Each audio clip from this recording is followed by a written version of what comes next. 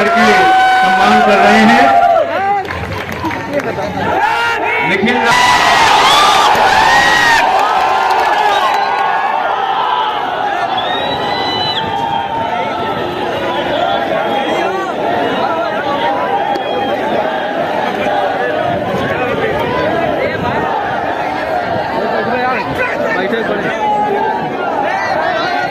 मैं सबसे ज्यादा धन्यवाद दूंगा मेरी बाईं तरफ इतनी बड़ी संख्या में उपस्थित हमारी माताओं बहनों का और नौजवानों के इस हुजूम का, और मेरे दाईं तरफ बैठे सभी सम्मानित और बाईं तरफ बैठे सभी मुझसे बड़े सम्मानित लोगों का भी मैं धन्यवाद दूंगा। साथ साथ क्योंकि अंबेडकर नगर, जिसके नगर के नाम में ही डॉक्टर बाबा साहब अंबेडकर का नाम हो, और जहां तक मैंने पढ़ा है और मैं जानता हूं, क्योंकि मैं अंबेडकर नगर कई बार आया भी हूं पहले, मैं मानता हूं कि बहुजन मूवमेंट की ये बहुत क्रांतिकारी धरती भी है। मैं आप सब लोगों को पुनः आपके पिछले संघर्ष के लिए बधाई देता हूं, और भविष्य में जो संघर्ष हम लोग करना है उसके लिए तैयार करने के लिए यहां मैं आया हूं। सम्मानित मेरे प्यारे बहुजन समाज के लोगों, मैं अपनी बात को शुरू करने से पहले बहुजन समाज में जन्मे सभी संतों, गुरुओं और महान पुरुषों को नमन करता हूं। महामानव तथागत बुद्ध से लेके संत श्रोमणी सतगुरु रविदास जी महाराज, भगवान वाल्मीकि महाराज, गुरु नानक देव, संत कबीर, गुरु घासीदास जी, नारायणा गुरु, महामना और शिक्षा की ज्योति जलाने वाले राष्ट्रपिता ज्योतिबा फूले, मां सावित्रीबाई फूले, डॉक्टर बाबा साहब अंबेडकर, सर छोटू राम, ईवी पेरियार रामा नायकर स्वामी, पेरियार ललई यादव, बाबू जगदेव प्रसाद कुशवाहा, जननायक कपूरी ठाकुर, चौधरी महाराज सिंह भारती, महामना रामसु वर्मा, संतराम बीए प्रजापति जी, बाबू शिवदयाल चौरसिया जी, मान्यवर दीना माना वाल्मीकि जी और मान्यवर काशी राम साहब को भी नमन करता। मेरे बाएं तरफ ये जो बहुत बड़ा समूह है, मैं इनसे आग्रह करूंगा कि ये टूट जाएंगी बलिया, थोड़ा सा पीछे हो जाओ। और पुलिस की जरूरत नहीं पड़नी चाहिए जब हमने कह दिया, फिर तो हमारे कहते ही अपने आप हो जाना चाहिए, तभी फायदा है। अगर अपने आप 1 फीट का फासला बनाओ, 1 फीट का, तब तो फायदा है। और हमारे कहने के बाद भी कहना पड़े तो फिर बेकार। और इधर तो हमारी ये बहनें खड़ी है पुलिस की, इनसे पीछे हो जाओ, इनको सुरक्षा का माहौल होने दो, हट जाओ वहां सब लोग, पीछे हो जाओ, पीछे हो जाओ। ये तुम्हारी जिम्मेदारी, जो हमने तुम्हें सिखाया वो सीखना चाहिए। अगर हमारी सभा में किसी भी बहन को परेशानी हो जाए तो फिर हमें अपने ऊपर सोचना चाहिए। मैं धन्यवाद दूंगा प्रदेश अध्यक्ष जी सुनील कुमार चित्तौड़ जी को, प्रदेश महासचिव डॉक्टर आकिब जी को, प्रदेश संगठन सचिव विनय सागर जी को, प्रदेश संगठन सचिव भीम आर्मी निखिल राव जी को, मंडल अध्यक्ष अयोध्या राहुल भारती जी को, मंडल अध्यक्ष वाराणसी गोरखनाथ बोध जी को, मंडल अध्यक्ष गोरखपुर जंग बहादुर जी को, मंडल अध्यक्ष आजमगढ़ अब्दुल्ला खान जी को, और मंडल अध्यक्ष वाराणसी यूथ विवेक कुमार राघव जी को, भाई अब्बास गाजी जी को, यहाँ के चुनाव के जो प्रभारी हैं गौतम प्रसाद जी को, और जिला अध्यक्ष हमारे छोटे भाई जयसिंह राणा जी को, और विधानसभा अध्यक्ष कटहरी मोनू जी को, माननीय राजेश कुमार जी को, राहुल प्रधान जी को, रामनाथ भारती जी को, और जिन्होंने आज मुझसे तो उम्र में बड़े हैं और मैंने भी उनको बहुत लंबे समय तक सुना है मिशन में गीत गाते हुए, बड़े भाई श्रद्धेय किशोर कुमार पगला जी को, जिन्होंने आज आजाद समाज पार्टी में आस्था और विश्वास जाहिर किया है, मैं उनका भी बहुत बहुत स्वागत करता हूं। सम्मानित साथियों, दो सभाएं आज और सभा जैसा माहौल तो आपने जहां से मैं हाईवे से उतरा था वहां से यहां तक आपने बना रखा है, लेकिन आप इतनी बड़ी संख्या में आए हो और मेरी जिम्मेदारी ये है कि मैं आपको बताऊं कि अब आपको क्या करना है। बहुत लंबे चौड़े भाषण नहीं देने हैं, वो तो मैं लगातार देता आया, लेकिन अब जो है, क्योंकि अब हालात पहले जैसे नहीं रहे। पहले सरकारों में सुनवाई होती थी, गरीब का ध्यान रखा जाता था, उनके महंगाई से लेकर जो समस्या उनके जीवन में होती थी उन पे काम होता था। सरकार जनता के लिए काम करती थी, सरकार जनता के लिए जिम्मेदार होती थी, सरकार जनता के लिए जवाबदेह होती थी।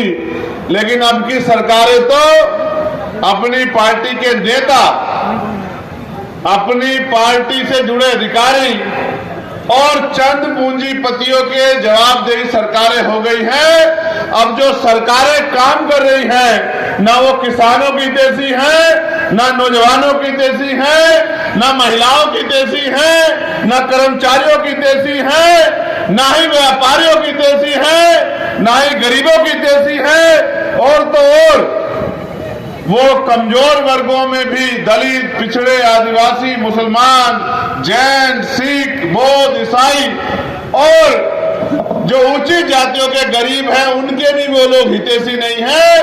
ऐसा लगता है कि वो मुट्ठी भर लोगों को पैसे वाला बनाने का काम कर रहे हो और तमाम गरीबों को लेबर क्लास बनाने का काम कर रहे हो। जब हम सरकारों के फैसले देखते हैं, वो फैसले जो हमारे जीवन को प्रभावित करते हैं, तो ऐसा महसूस होता है कि सरकारें आज भी हमें इंसान नहीं मानती। अगर सरकारें हमें इंसान मानती तो हमारे बारे में सोचती। अब सोचा क्या है, अभी बजट आया सेंटर का और स्टेट का दोनों का। क्या महंगाई कम हुई? गैस के सिलेंडर के दाम कम हुए? बिजली के दाम कम हुए? खाद्य पदार्थों के दाम कम हुए? पेट्रोल डीजल के दाम कम हुए? क्या एजुकेशन का बजट बढ़ा या घटा? बताओ। एजुकेशन का बजट घटा दिया। हेल्थ का बजट बढ़ाया, घटाया? हेल्थ का बजट घटा।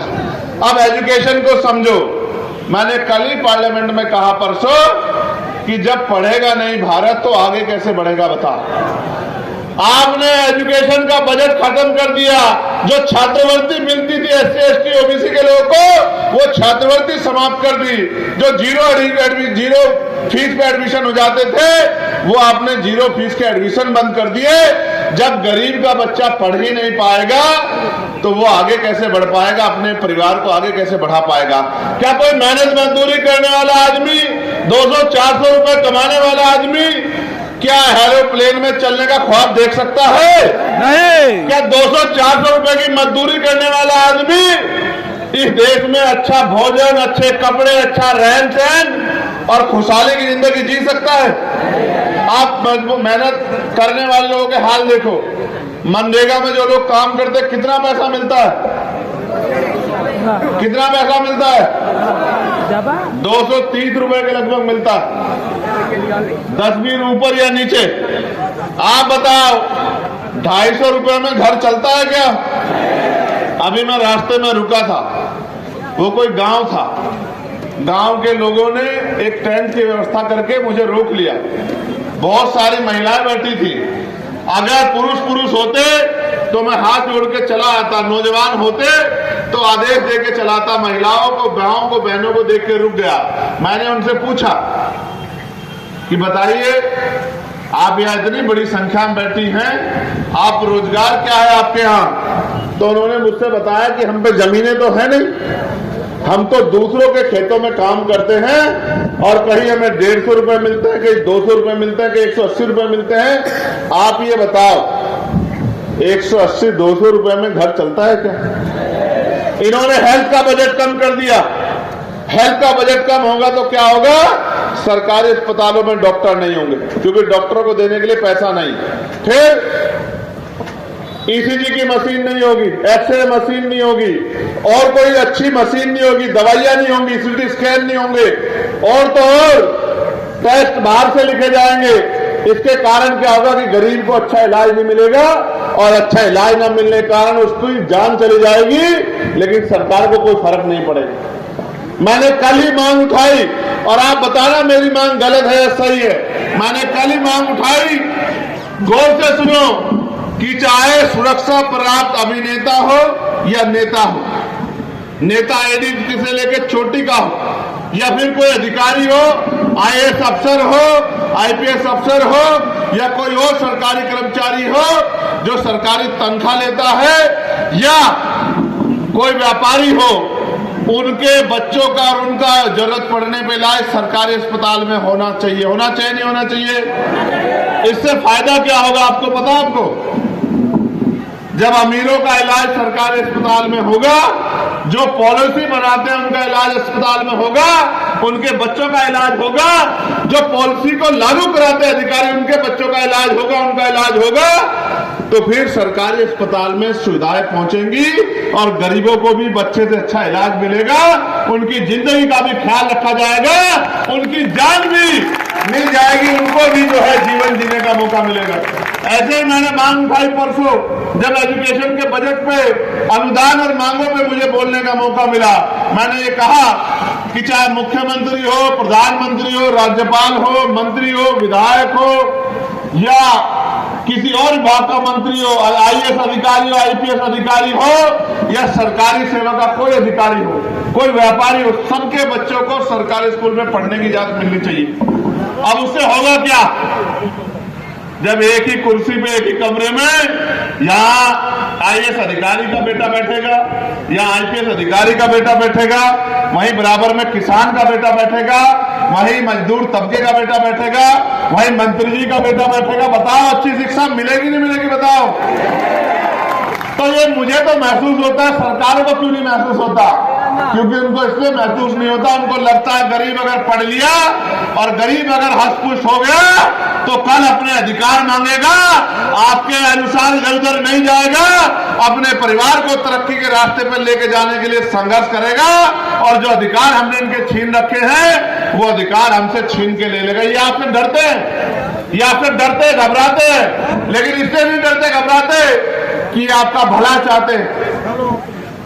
ये इसलिए डरते घबराते, इनको पता है जिस दिन आप लोग अपने पैरों पे खड़ा हो गए और आपको अच्छा भोजन मिलने लगा, अच्छे कपड़े मिलने लगे, अच्छी पढ़ाई मिलने लगी, अच्छा इलाज मिलने लगा, फिर आप इनके बंधुआ मजदूर नहीं रहोगे, फिर ये आपको अपने तरीके से चला नहीं पाएंगे, फिर ये जो है आप पे शोषण नहीं कर पाएंगे, फिर इस देश में या उत्तर प्रदेश में बहन बेटियों का अपमान नहीं होगा। कोई ताकतवर आदमी किसी गरीब की बेटी की तरफ आंख उठा के नहीं देखेगा, कोई गुंडागर्दी नहीं करेगा। ये गुंडागर्दी चलती रहे, गरीबों का खून चूस चूस के चंद मुट्ठी पर लोग पैसे वाले बनते रहे और नेताओं की नेतागिरी चलती रहे। इसलिए व्यवस्था ऐसी की गई है कि ना कहीं गरीब की सुनवाई होती है, ना ही सरकार की कोई योजना गरीब के पक्ष में होती है। हमने तय किया है, मैं धन्यवाद दूंगा आपके माध्यम से नगीना के लोगों का और जितने अंबेडकर नगर के लोग, और अंबेडकर नगर का मैं धन्यवाद नहीं दे सकता हूं शब्दों में, क्योंकि आज भी मेरे याद है कि जिस दिन मैं चुनाव लड़ रहा था तो अंबेडकर नगर के लोगों ने, इस जिले के लोगों ने 1-1 रुपया, 2-2 रुपया, 10-10 रुपए के नोट जो हैं, मेरे आज भी याद है वो नोट। मैंने चुनाव के बाद वो पोटलियां खोली और वो नोट देख के लगता था कि उस पे हजारों लोगों का पसीना लगा होगा, इतने लोगों के हाथ से गुजर गया होगा वो नोट। जब मैंने वो नोट देखा तो मैं भावुक हो गया कि भाई ये नोट जिसने दिया होगा, जिस माँ ने, जिस भाई ने, जिस पिता ने, उसने नोट नहीं दिया, उसने मेरे ऊपर भरोसा किया, मेरी जिम्मेदारी बैठती है उस भरोसे पे खड़ा उतर के उनकी जिंदगी में बदलाव करूं। मेरे आज भी याद है वो नोट, और वो नोट मैंने उठा के रखा। आपने मुझे जो नोट दिया है वो सूद समेत अधिकारों के तौर पे आने वाले समय में आपको वापस करूंगा, मेरी बात को आप याद रखना। जिसने 1 रुपए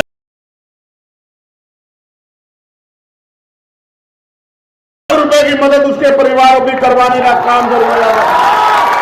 ये चंद्रशेखर आजाद आपका नेता नहीं है, ये आपका भाई, आपका बेटा है, आपके बीच का है। और अम्बेडकर नगर के मेरे लोगों भूला नहीं हूं, भूला नहीं। वो लाठी आपके ऊपर पड़ी थी, मेरे आज भी याद है, जब आपने बाबा साहब अम्बेडकर की मूर्ति लगाने का काम किया था और आपकी मेरी बहनों के सरों पे और कमर पे जो लाठियां पड़ी थी, भूला नहीं, बिल्कुल नहीं भूला। आज भी वो जख्म मेरे दिल में है, आज भी वो जख्म में अपनी पीठ पे महसूस करता हूं। मेरे आज भी याद है जब मेरे कई साथियों को पकड़ के अम्बेडकर नगर की जेल में बंद कर दिया गया था और मैं उनसे मिलने के लिए आया था, तो सारे अधिकारी अड़ के खड़े हो गए थे कि मिलने नहीं देंगे। मैं भूला नहीं, मैं कुछ नहीं भूला। मेरे नौजवान साथियों, मैं आपसे वादा करके कह रहा हूं कि मैं कुछ नहीं भूला हूं। बस समय की बात है, समय बदलते देर नहीं लगेगी। अगर आपने मेरी बात पे पहरा दे दिया, जैसे चंद्रशेखर आजाद अपने महापुरुषों की बात पे पहरा दे रहा है, अगर आपने मेरी बात पे पहरा दे दिया, वो दिन दूर नहीं है कि उत्तर प्रदेश में आपकी बात मजबूत होगी और आपके हिसाब से काम होगा। गरीबों के लिए योजना बनेगी और गरीबों को अवसर मिलेंगे आगे बढ़ने के। इस देश की आजादी के 75 साल बाद यहां पहुंचे हम कि आज भी मूछे रखने पर हत्या होती है नहीं होती है? होती है। मटकी छूने पर हत्या होती है। और तो और घोड़ी पे बैठने पे आज भी अपमानित किया जाता है। अब तो हमारे नौजवान संघर्ष करने लगे हैं, मेहनत करने लगे हैं। मैं उनकी आंखों में चमक देखता हूं और मैं समझता हूं कि नगीना के रिजल्ट के बाद उनके मन में ये बात चल रही है कि हमें अपने अपने विधानसभाओं में भी रिजल्ट इस बार देना है। चल रही है बताओ, तो तुम पे भी मौका आन पड़ा है। बताओ मेरी बात को आगे बढ़ाओगे नहीं बढ़ाओगे? बताओ। ऐसे मुट्ठी बंद करो जो लोग मदद करेंगे। अब मेरी बात पर गौर करो, मुट्ठी नीचे करके।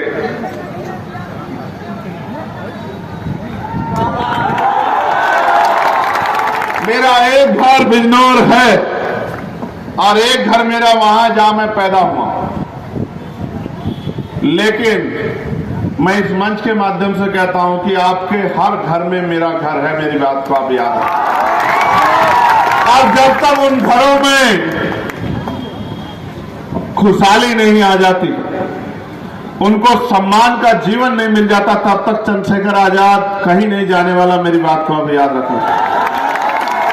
देखो मेरी बात पे गौर करो, ये लोकतंत्र है। जिनके पास वोट है उनका राज होना चाहिए।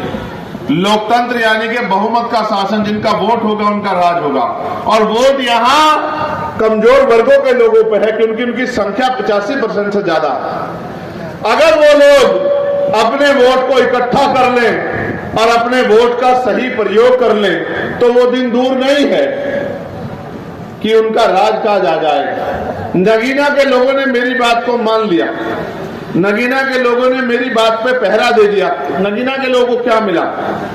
आज डीएम उनकी सुनता है, आज एसएसपी उनकी सुनता है, आज सीओ उनकी सुनता है, थानेदार उनके सुनते हैं, तमाम डिपार्टमेंट के लोग उनकी सुनवाई करते हैं। और तो हर साल 5 करोड़ रुपया उनको मिलता है अपने क्षेत्र में सड़कें बनाने के लिए, अपने क्षेत्र की समस्याओं को खत्म करने के लिए, अपने क्षेत्र को आगे बढ़ाने के लिए, स्कूल कॉलेज बनाने के लिए। उनके साथ साथ नगीना के लोगों को उनकी सेवा करने वाला चंद्रशेखर आजाद भी मिला।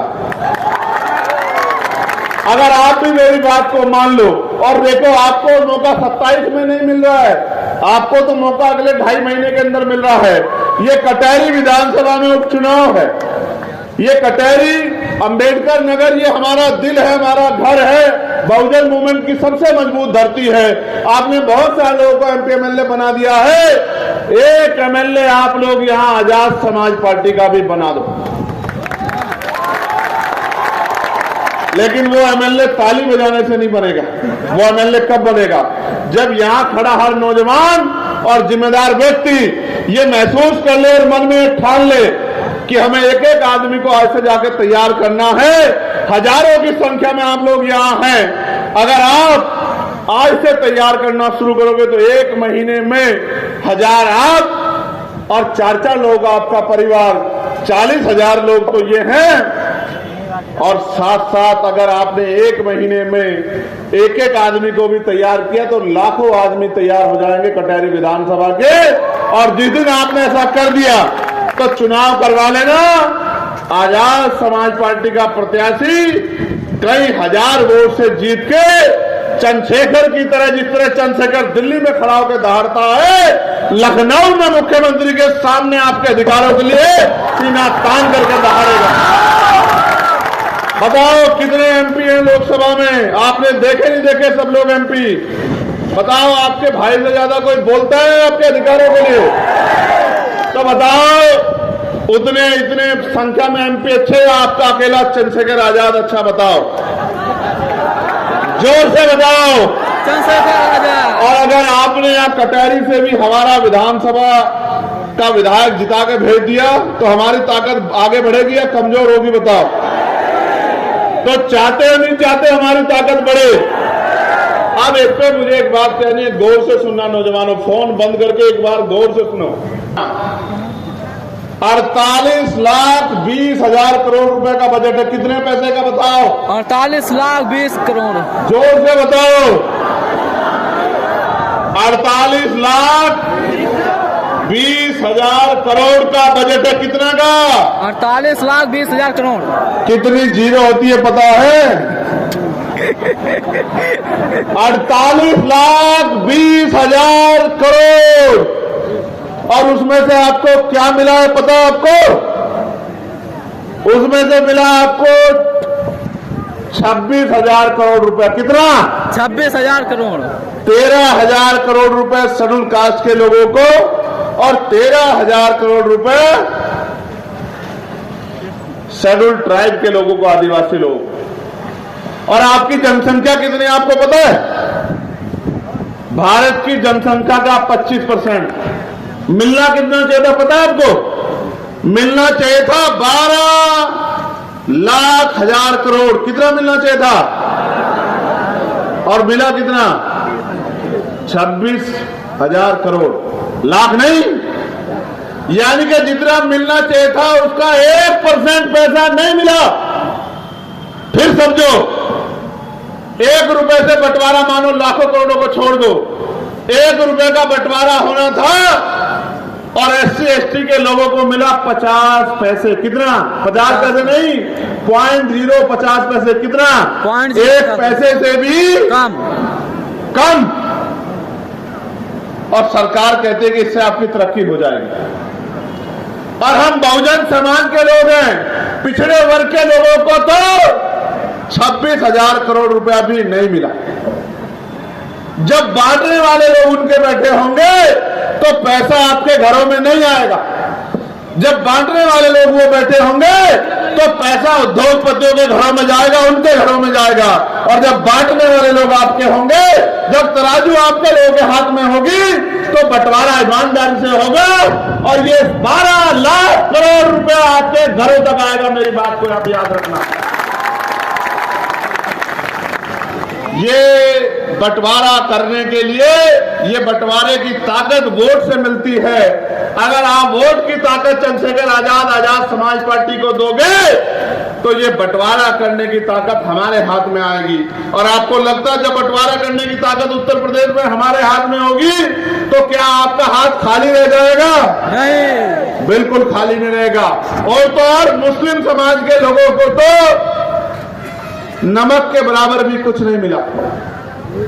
उनकी जो फेलोशिप आती थी मौलाना आजाद के नाम से वो बंद कर दी, मदरसों को जो ऐड मिलती थी वो बंद कर दी, और तमाम तरह की जो योजना चल रही थी उनका बजट घटा दिया। क्योंकि जैसा मैंने कहा, ये सरकार चंद पूंजीपतियों की सरकार। तो हमने नारा दिया, और किशोर कुमार पगला जी यहाँ बैठे हैं और हमारे नेता सुनील कुमार चित्तौड़ जी भी एक नारा मान्यवर काशीराम साहब ने दिया था कि वोट हमारा, राज तुम्हारा, नहीं चलेगा, नहीं चलेगा। और इस बार बजट पे हमने नारा दिया कि वोट हमारा और नोट तुम्हारा।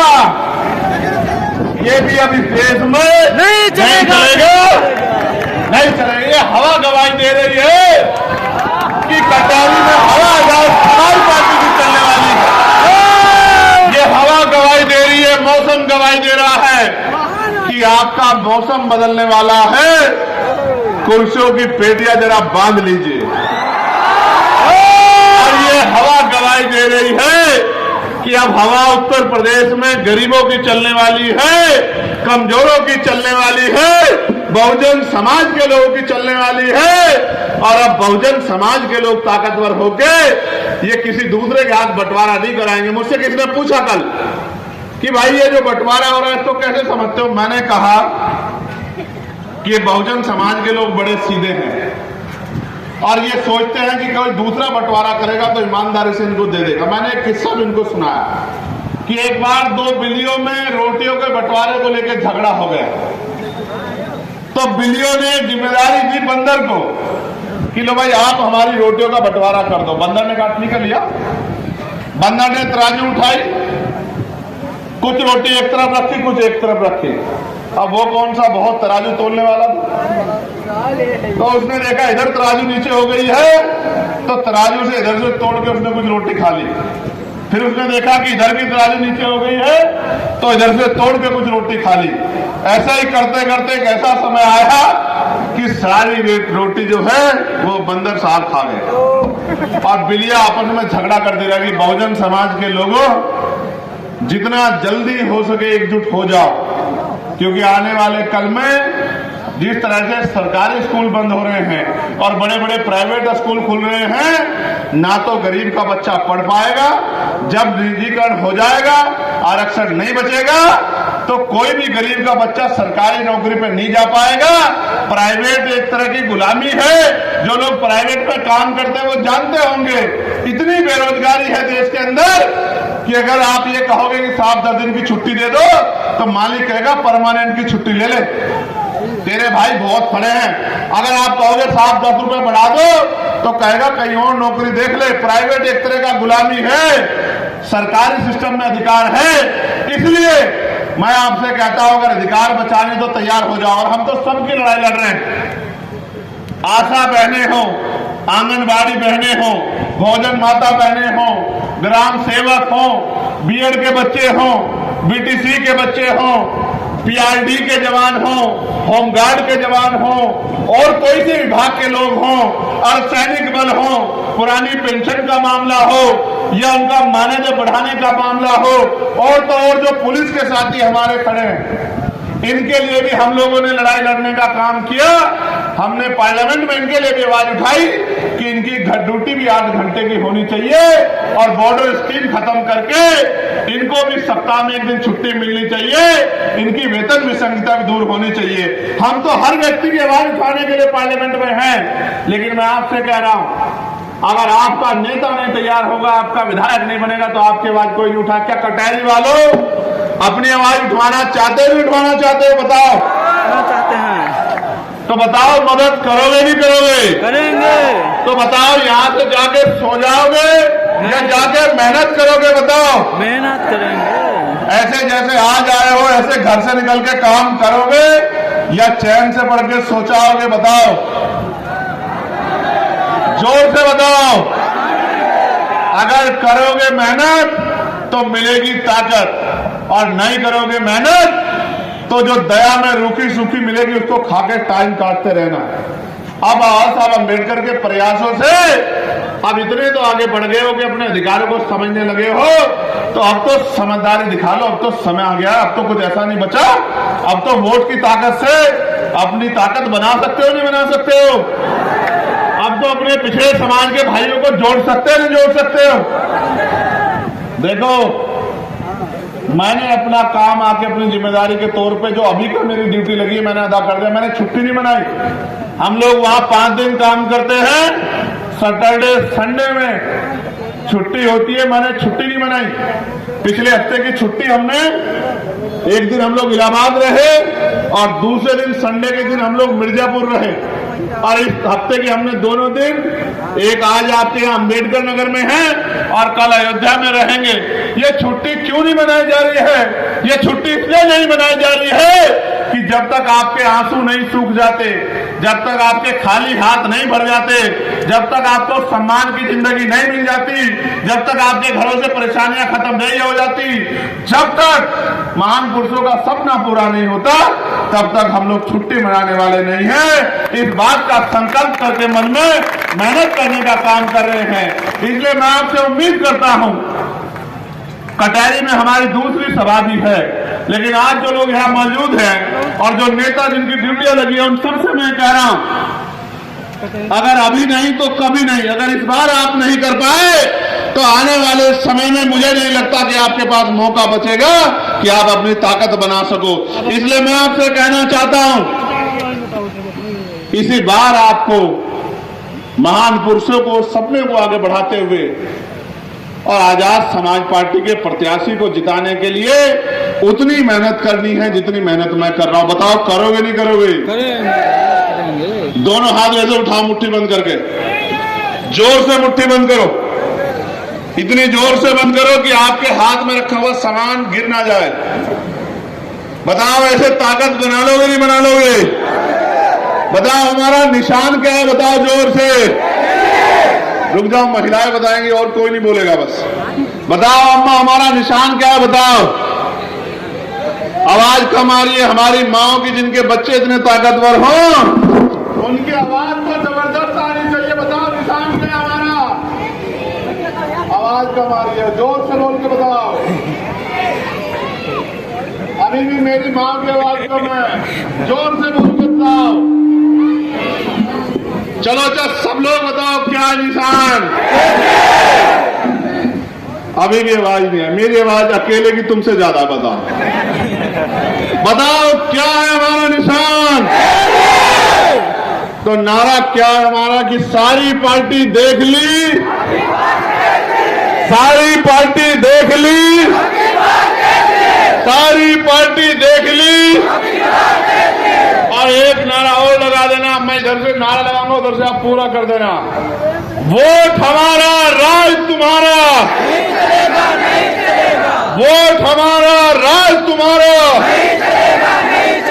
और वोट हमारा, नोट तुम्हारा। वोट हमारा, नोट तुम्हारा। और वोट हमारा, राज हमारा। वोट हमारा, राज हमारा। और वोट हमारा, नोट हमारा।